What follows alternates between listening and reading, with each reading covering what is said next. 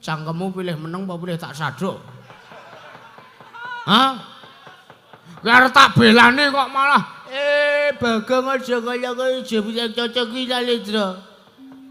Mir. Ambok dewa ki nek wani arep gawe rusak kanan karang kadempel Bagong wani. Enjur karepmu arep piye? Ratu arep tak nesoni, Mir. Wah, panesman jajalanat. Mriko ki Lurah Bagong. Dasar para nyata rasa basa karo aku. Wis kadung arep gelut kok dadak basa lho sampean. Lho. Arep gelut tegese piye? Ambel kekek sadulita embel-embel. Role nala gareng wonten dawuh Rama. Urung ngasih aku rampung leku matur ana ngersani ndara lancur-lancur Pandhawa. Lah kok iki dumadakno Nalendra sing rawuh ning Pandhapa. Nala gareng iki kancamu apa kepiye? Sik. Wah, dudu, Pak. Senes niku senes rencang kula. Kula ki mung wong kaya ngene kok ndek kanca ratu kaya ngoten. Mbok menawa mboten senes rencang kula. Tur kula ya ora kenal. Nek kula titik saking busanane niku ratu saking tlatah Sabrang, Pak. Lho niku. Wah, jan suwenge sak genter. Biasane iki suwenge teng glenter, ya iki suwenge sak genter. Biasane Petruk sing duwe kanca-kanca ngoten niku. Petruk iki kancamu apa piye? Mugimen apa ya ki ya? Kok mugimen piye? Kancamu apa dudu Petruk? Senes, Pak. Udu kula ora duwe kanca kaya ngoten niku. Wong kanca-kanca kula niku ya sandangane apik-apik ning senes Nalendra. Nah niki sandangane apik ning niki Nalendra. Kula mboten tepang niki sinten niku, Pak. Bagong mbok menawa sing kenal. Coba tak sawange. Wah iki kaya sing tau dadi satpam ning komplek perumahan kae mbrisik kae. Iya. Lho kok awake cilik. Mas aku dhisik ki awake ya koyor padha aku kae. Malah aku wis dadi satpam ki pas awake isih cilik kok. Lah iya. Wah kaya iki terus. Lah iya. Jajal jenenge cocok apa ora? Ha iya. Ben ditakoki bapak. Didangu wae, Pak. Rawe Nalendra ki mbok menawa ana wigati. Ha iya. Engko nek apa ki jenenge Rawe ratu ki arep nggawa kabagyan, arep nggawa katentreman, mbok menawa arep ngejoke proposal. Sampeyan ya kudu le nanggepi kudu apik-apik. Ha iya, Dole. Ning nek ratu ki sowane rene mung arep mbebuthek banyu bening. Kanan ning Pedukuhan ning Karang Kadempel, minggir Pak, ben ditandangi karo lancur-lancur Pandhawa. Tak kira kowe sing arep nandangi. Emoh. Aku ki ya mung dapuk MC. Nek ana perkarane sing geger aku, engko sing gelut ndara-ndara lancur-lancur Pandhawa. Jare wis aguh nganu ngewangi apa sing dadi gayuhane bapak. Wis menengo wae. Ratu iki tak dangune. Monggo, Pak. Nuwun sewu sinuwun damel kaget sotaning manah ingkang abdipun Semar Badranaya. Wondene paduka Gusti kula Sang Nata rawuh wonten ing Pandhapa Padukuhan Karang Kadempel. Mbok bilih dipun keparengaken kula mangertos. Paduka menika sinten? Nalendra saking pundi? Sinten jejulukipun sinuwun? Wela tala. Ya jagat pangesungkara wayah tur jagat. Ya bandaku ya donyaku ya amal-amalku dhewe. Niru karane dasamu kok to. Ha ben ratu sugih mbok menawa sugih. Mengko dhisik sadurunge aku nepungke kelawan awakku. Mbok menawa sisip sembir aku sowan. Apa pancen bener nggonku sowan iki ana ngersane sing jenenge Semar Badranaya? Apa pancen bener wektu dina iki aku nedeng sowan ning Pedukuhan Karang Kadempel? Nuwun sewu. Paduka nanjiaken Semar Badranaya. Nggih, kula niki Semar Badranaya. Walah dalah. Lah dalah yo Semar yo. Yen ngono ora sisip sartane cocok. Mergo aku wis kekalangan Malayonge dari jagat golek ana ngendi sing jenenge Pedukuhan Karang Kadempel. Lan sejatine kaya ngapa to sing jenenge Semar? Wah, Tak kira ki Semar ki priyayi agung, tak kira Semar ki derajate Nalendra. Bul ming ngabrakan kaya ngene to Semar ki. Angge Semar niku ming pamonge para Pandhawa, Semar niku ming batur. Kula niki ming Panakawan. Yo ora dadi ngopo Semar, ora dadi ngopo. Najan tombok menawa rada gawe gelo penggali ingsun merga ing maune sekawit aku ngira yen to Semar ki derajate Nalendra. Saora-orane Semar ki derajate satriya utawa pendhita, jebul ming derajate kawula cilik. Ya wis ora dadi ngopo Semar, ora dadi ngopo. Nggih. Paduka sinten sinuwun? Tepungake Semar. Yen to kowe arep ngerti karo aku, yen to kowe sudi mestani karo panjenengan ingsun, ya aku iki Nalendra saka tlatah Sabrang, ya Nalendra ana ing negara Pranggolan Jagat. Nalendra ing Pranggolan Jagat. Ya Nalendra ing Pagerwaja. Ya Nalendra ing Pagerwaja. Ya. Jejulukipun sinten sinuwun? Ya aku iki sing jenenge Prabu Pinten Manik Mandaya. Pinto. Pinten, Gong. Sapa? Pinten Manik Mandaya. Prabu Pinten Manik Mandaya. Pinten Gusen yae. Udu ora ngene ora.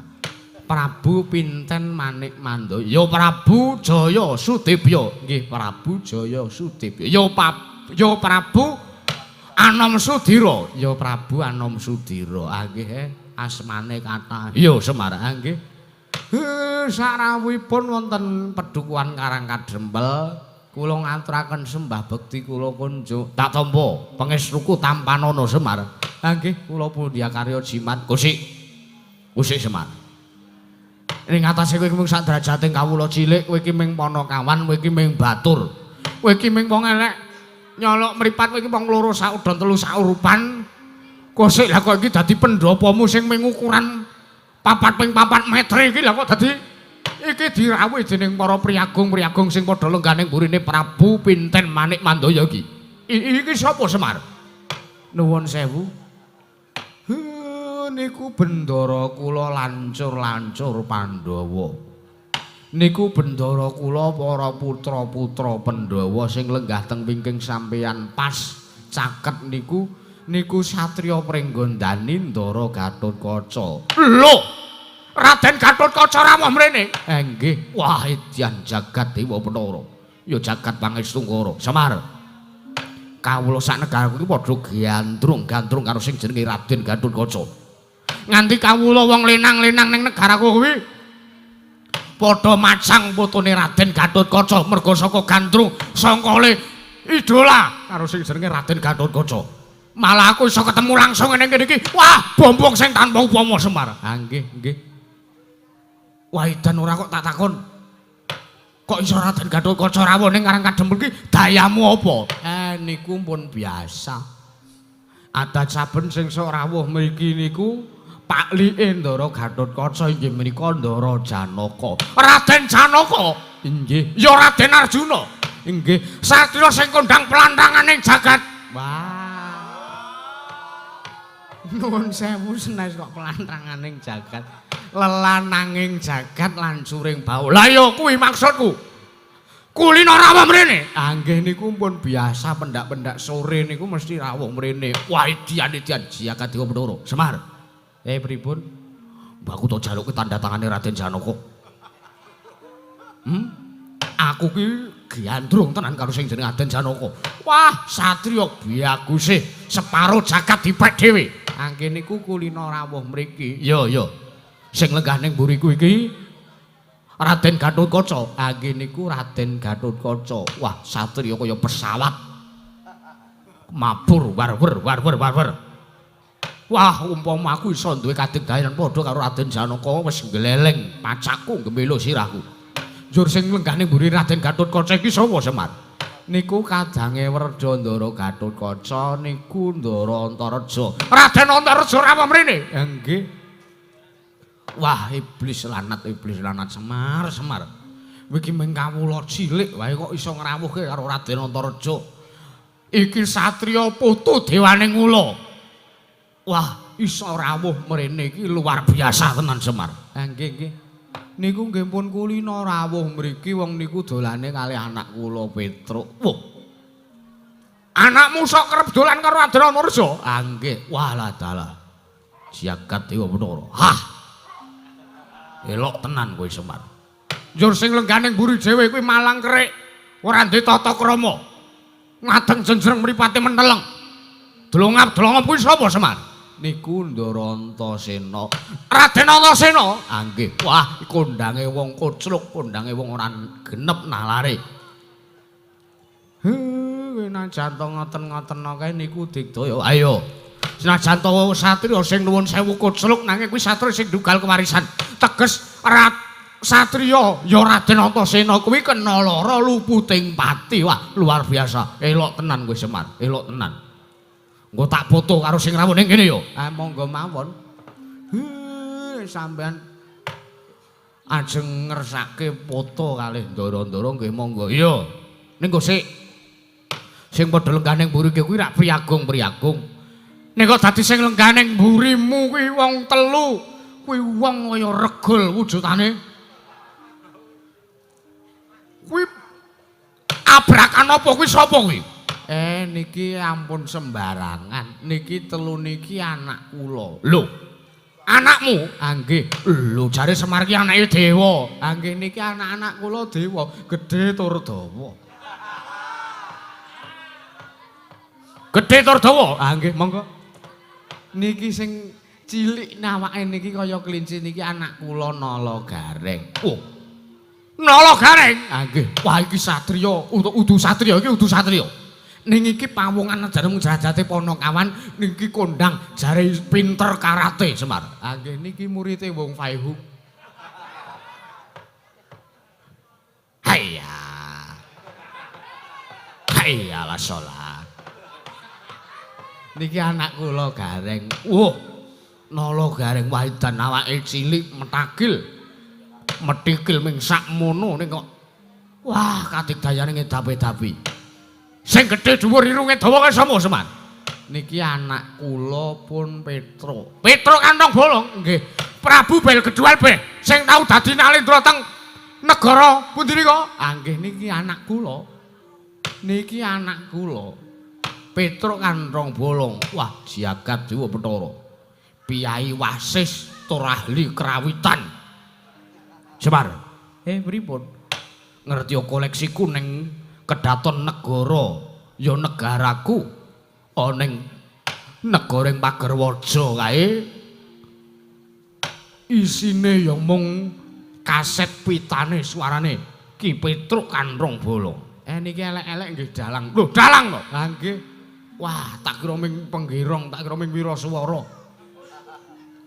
Aku kelingan nalikane Petruk Kantong Bolong ki nek wiraswara mesti dalange lagi omong dipedhot karo sing jenenge Petruk. Ah nggih niki tiyange. Niki nek kancane turu diotak-otak, ning nek dheweke turu kaya merdika dhewe. Mbok ya ora ngono kuwi to Mar, mirang-mirang ke ora.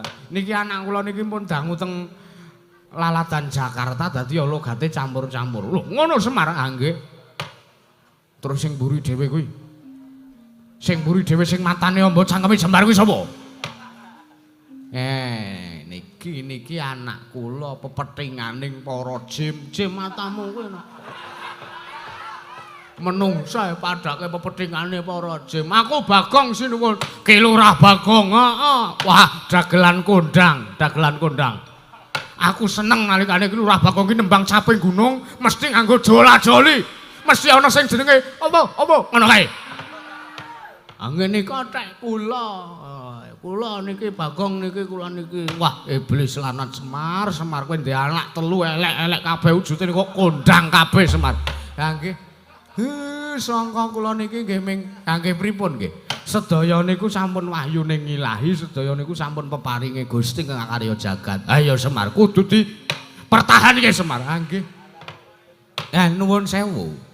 Rawuhipun sinuwun Prabu Pinten Manik Mandaya rawuh wonten mriki menika.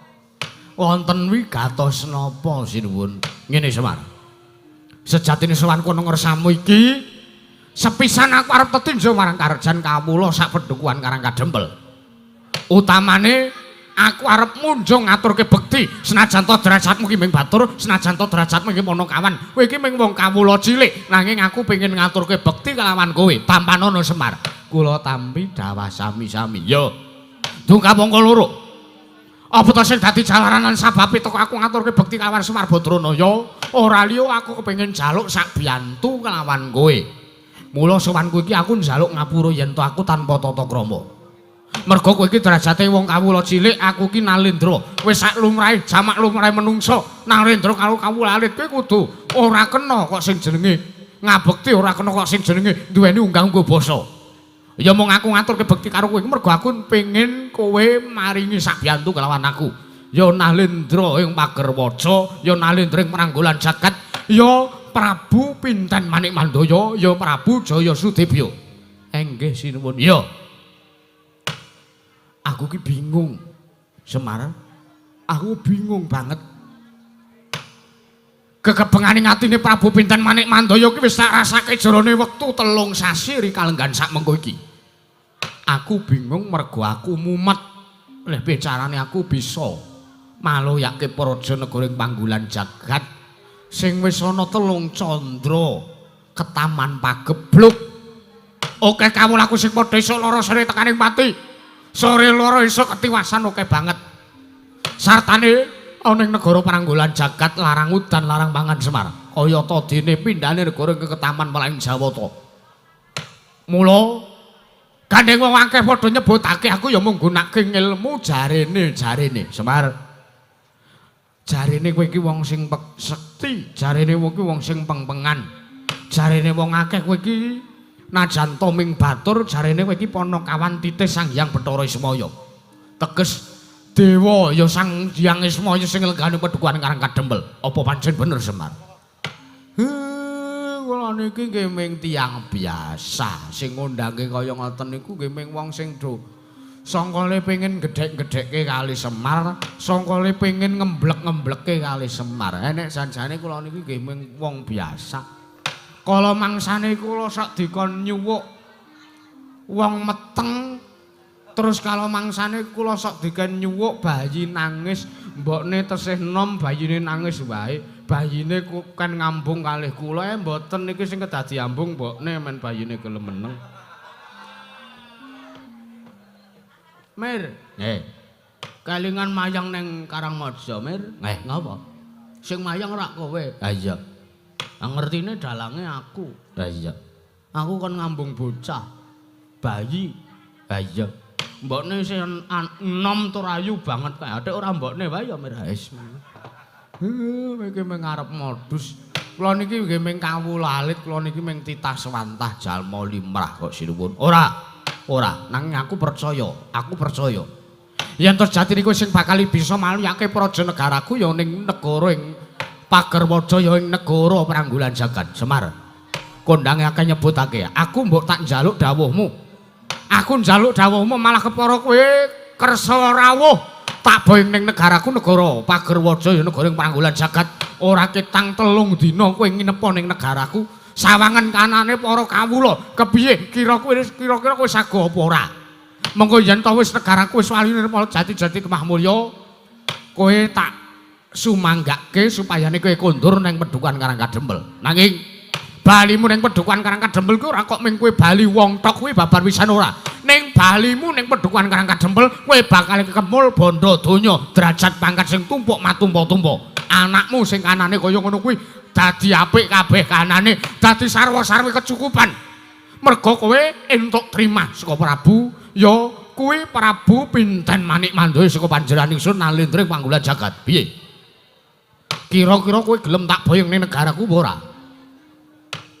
Gelem mau wae merengko ora entuk pajero terusan kowe. Ora. Sole Bagong kosek aku ki ora blereng karo bondo donya. Aku ki ora blereng, ora sulap karo derajat pangkat.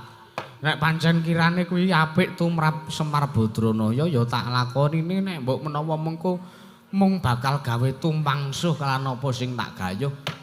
Ya ora iso tak pinanggani. Semar ki mengko ki ana alesan. Wis cetha arep diwenehi kemul bondo donya. Wah, ampuh tenan kowe meneh janji gelem ngetutke ratu kuwi engko sik. Ngaten nggih sinuwun. Piye Semar? Wangsulanmu piye? Kowe gelem ora tak boyo negaraku? Ngaten mboten kateges kula mriku badhe suwala, mboten kateges kula mriku badhe awel. Minangkani kersanipun sinuwun Prabu mak pinten manik mandaya nanging nuwun sewu. Sampeyan priksa to niku priagung-priagung sing rawuh teng mriki niku niku ajeng nyekseni sartane badhe sak biyantu kelawan napa sing tak gayuh teges napa sing Semar duweni gegayuhan. Lho, kowe ndek gegayuhan? Nggih. Lah sisantine kowe gegayuhanmu apa? Kowe ndek gawe apa? Gage tak rampungne ben kowe bisa enggal sowaning praja negaraku ya negaring Paranggulan Jagat. Nuwun sewu sinuwun. Gegayuhan kula niki kok senes wujute ropian-ropian. Ora kok Semar arep duwe gawe niku mboten ning kula duwe gegayuhan. Kula niki kepengin bangun desa. Kowe pengen bangun desa Semar? Nggih kula pengen bangun desa. Pramila para ndara-ndara lancur Pandhawa rawuh mriki niku lajeng sak biyantu kali Semar nggone kepengin bangun desa. Ha nek nuwun sewu. Nek kirane niki mengke kula bangun desa rampung sedina, nggih kula sedina tak sowan teng Prajanegara Paranggulan Jagat. Nek rampung seminggu tak sowan, nek rampung sasi tak sowan, nek rampung setahun tak sowan. Wondene nuwun sewu mboten wonten rampungipun. Nuwun sewu lho sinuwun. Karang niki karang pradisan mboten saged kula tinggal. Paripaksa nek mboten rampung, mboten iso rampung napa sing kula gayuh, kula kepeksane mboten saged sowang ten negara Paranggulan Jagat. Sinuwun Prabu pinten manik mandaya. Kagyatrisang kapirang urinang kulke nempet kempet. Dosang retaning bawana.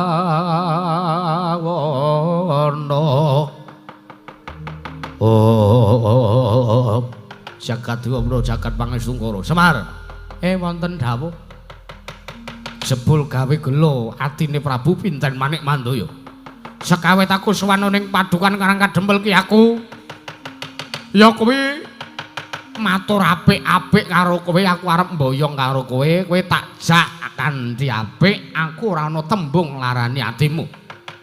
Nanging jebul tinemune wangsulanmu marang Nalendra Panggulan Jagat ya panjenengan ingsun Prabu pinten manik mandaya. Sajak kowe nyepelekke karo aku, sajak kowe ngentengke lan apa sing tak suwun marang ngersane Semar Badrana ya. Wektu dina iki kawulaku wis padha nandhang rubeda, kawulaku wis padha ketaman wae Jawata. Lah kok kowe malah penak-penake le semaya. Penak-penake kowe wangsulan. Menehi inah karo aku yen to sedina rampung lehmu bangun desa kowe arep sowan sedina negaraku. Seminggu rampung kowe sowan, sesasi rampung kowe sowan, setahun rampung kowe sowan. Wondene ora rampung kowe ora iso sowan ning negaraku. Semar kowe ora apa ora mesake kawula ning negaraku. Kae padha melet-melet kanane. Padha kaya ngono padha rekoso ngrasake lara merga ketaman pagebluk negara Paranggulan Jagat. Malah kowe kepenak-kepenak kowe mung ngurusi karepmu pribadi. Sekawit aku karo sak biyantu karo kowe ben kowe iki makmur uripmu ben mulya uripmu ning Madyapada, ora mingkire wae kowe ngetutke karo para Pandhawa. Kowe tak jaluki tulung ora ketamung 3 dina, ora sah 3 dina kowe kesuwen. 3 kedheping meningal kowe mapan ning negaraku ya negara Paranggulan Jagat. Kowe meneh ana syarat srana ben negaraku iso ali nirmala temajati jati temah mulya. Wondene kowe kok malah semaya kaya ngono Semar. Yo, paripaksa aku kudu ngruda paripaksa karo kowe. Aku arep ngruda paripaksa karo kowe. Gandeng kowe kanthi sarana alus kowe ora kena tak boyongi negaraku, aku kudu ngruda paripaksa karo kowe. Semar, apa kelakon yen to aku wis nggunakake sarana kasar karo kowe, kowe ora gelem tak boyongi negaraku apa kelakon Karang Kademlak bumi ango Semar.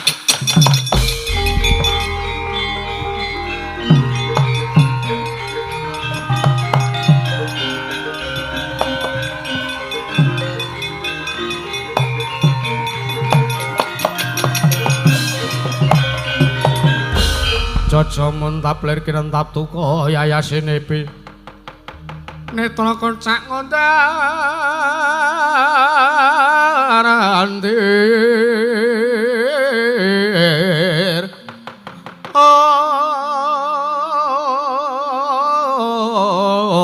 Bagong yen sinabet mring sagedheng murup dadi tahono. Bagong kuwi arep ngopo tole? Wis. Aja malang kerik kaya ngono, aja murang tata patrapmu kuwi Nalendra. Cangkemmu pilih meneng apa pilih tak saduk? Hah? Kuwi arep tak belani kok malah Bagong aja kaya kowe aja bisa cocok kuwi Nalendra. Mir. Ambok dewa ki nek wani arep gawe rusak kanan karang kadempel Bagong wani. Enjur karepmu arep piye? Ratu arep tak nesoni, Mir. Wah, panes maning jajalanat. Mriko ki Lurah Bagong. Dasar para nyata rasa basa karo aku. Wis kadung arep gelut kok dadak basa lho sampean. Lho. Arep gelut tegese piye? Sik sinuwun, aku tak takon karo sampean. Jajal balenono gunemamu sing pungkasan. Balenono gunemamu sing pungkasan mau sampean jare janji arep bumi angus karang kadempel. Ra ya ngono to? Ya, dasar para nyata ki Lurah. Wong nyatane wong atuhamu ya bapakmu sing jenenge Semar Badranaya kae. Ora gelem tak boyong ning negaraku, ya negara Pranggulan Jagat ora gelem menehi syarat srana waluyaning praja. Negara ing Pranggulan Jagat ya negara Pagerwaja. Mas tak jarwane ya, sampean ki Ratu Sabrang. Monggo sak gendakan iki sampean ki lagi sowan ning tanah Jawa. Hukume wong urip ning tanah Jawa ki nek nyilih disilihi ngaturke panuwun wandene nyilih ora disilihi ya wis ora kena meksa. Hukume adile wong urip ning tanah Jawa kuwi nek takon diwangsuli, nek takon ora diwangsuli ya wis sampean ora kena meksa, sampean ora kena tumindak sing ora prayoga. Monggo sampean mau wis omong karo Semar, sampean wis takon karo Semar. Nek Semar gelem diboyong ning negaramu, negara ngendi mau? Pagerwaja ya Pranggulan Jagat. Ngendi mau? Pranggulan Jagat. Pranggulan Jagat waton wis rampung gegayuhane Bapak Semar Badranaya. Lah kuwi iki wis menehi semaya, bapake teges wis nyaguhi. Nek wis rampung apa sing digayuh? Ha kok sampean ngeci wis tanpa guna sampean ndruwili kaya grojokan rewete kaya betet sewu tebo petek lho anggepe apa nyisi kuwi kuwi padha. Hah?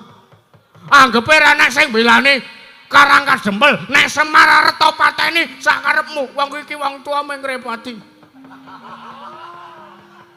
Nek janji kowe ngembet jeneng karang kadempel lho, aja takon dosa. Mungsuhmu du sapa-sapa ning Ndan Ramil Bagong. Wah, aku ora wedi. Lho, ora wedi ya wis, aku ya ora wani kok.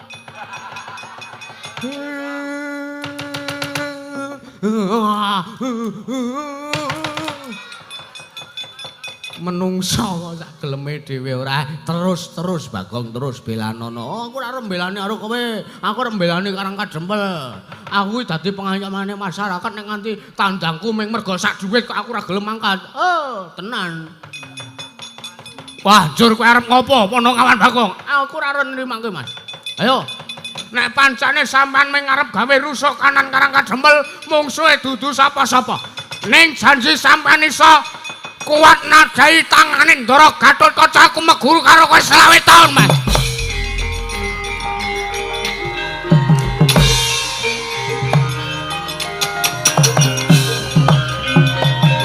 Anis mari jajalanat menungso ratatanan ngrasani karo Raden Gatotkaca, Prabu Pinten Manikna Mandaya. Aja mung tekan cukup semono kridamu. Kowe iso nglangkai Kwandari Gatotkaca ketu iso boyong kagene Semar Badranaya. Kang sare Kang, Kakang Gatotkaca sare Kang.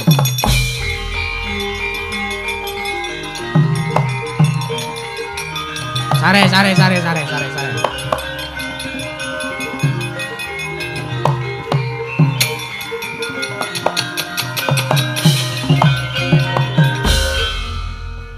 Sing ngakon nglarak ratu kae mau sapa? Aku krungu dhewe tembunge ratu kae mau piye? Hah? Tembunge ratu kae mau piye? Ngrasani karo aku. Lho. Ratu kae mau jagongan karo Bagong to, Kang? Ya aku ngerti nek ratu kae mau jagongan karo Bagong. Ning pungkasane rembuke ratu kae mau jaluk diuntir gulune. Iki aja sok gawe manuver to, Gong. Ora.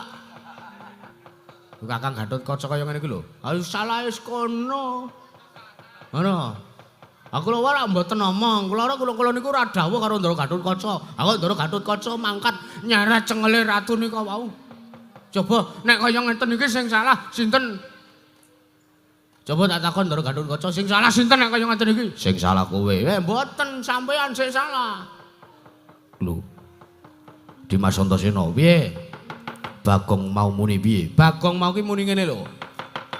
Sumbar karo ratu kowe mau. Prabu Pinten Manik Mandaya nek mancen kowe berguguk ngutawaton arep mboyong karo Semar Badranaya janji kowe iso kuat nadai tangane Raden Gatotkaca meguru karo kowe 20 taun. Ha sampean kok mangkat. Waduh.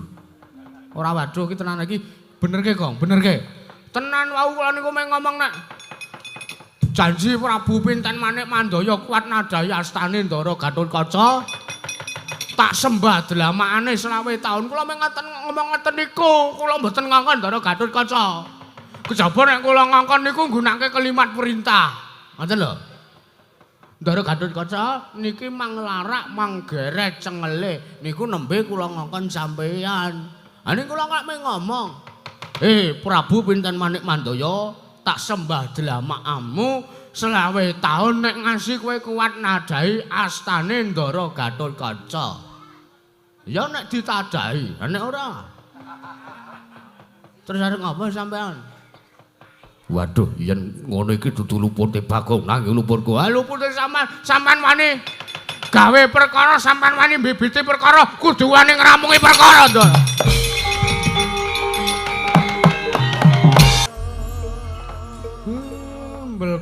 Gegek sak dulita melmel. Bagong meneh. Kowe ora trima ndek anakku, aku tak nglalu apa piye? Mangsaku wis ngono aku. Pripane iki Ndara Antasena? Ambuh pikiran dhewe. Kowe sing wis gawe perkara ora. Lho, ngene lho Mir, aku ki niatku ki arep mbelani Karang Kadempel, ora kok golek ayemku dhewe iki ora. Reti aku dole. Aku ngerti. Janjane karepmu ki mung arep nglabuhi karo wong tuamu, janjane karepmu ki apik ning kala mangsane papane lehmu mapake kuwi sok ora bener, kala mangsane lehmu mapake wektu ki sok ora trep, sok ora pas. Lah tak pas-paske obah wae monggo. Bagonge cancaidan. Terus ngerti ra? Apa? Janjine Bagong mau ngewel nantang ratu. Ngewel ya tetepan mungsuh fene dhewe kae. Ndara Antasena, piye kae? Nyuwun pangapunten nek anak kula Bagong niki mengisahne sok mbibiti perkara. Ora apa-apa. Jaran kan biyen aku ditutke Bagong kuwi isane ya ming ngrepoti kaya ngene. Nek mboten purun kula repoti napa sampean purun kula tutke? Hah? Nek mboten purun kula repoti kok sampean ngejak kula. Lah sing ngejake ya sapa? Mboten ngejak to? Ora. Waduh. Kewirangan to ngene carane. Wis gek Bu kondur kedaton wae mergek limbukan. Sedaya katentreman padukuhan Karang Kadempel kula pasrahaken dumateng Ndara Antasena. Wis ora usah kuwatir, ora usah sumelangke. Tak kira nek mengundurke ya kuwi Nalendra Pranggolan Jagat kemau ndak rasa Kakang Gatotkaca ijen iso ngrampungi perkara. Sing tata-tata sing tenanan lho Ndara. Iya, Kakang Semar. Mergo wong duwe gegayuhan iku abot pacobane, abot sandange. Purna gatining pananggilan. Arsan foto kuntur dacon juk saking dambar kejanda. Udu nata ya kowe, Mas? Udu. Arsa Sangki Lurah Semar Badranaya kundur. Manjing wonten sak telenging gandhok. Kadharaken Sang Hyang Praputra nggih Sangki Lurah Nalagaring Lurah Petruk Kandhung Bolong. Sumawana Ki Lurah Bagong Gojekan Madaring Lasara Rembe. Alun. Sing tenanan to nek bubarke. Nggih Pak, wis tak nyuwun pamit, Pak. Tak nyuwun pamit iki. Kawula semene mbane iki tak bubarne. Ngandhiya Sang Hyang Surya ben padhang lakumu Ndole.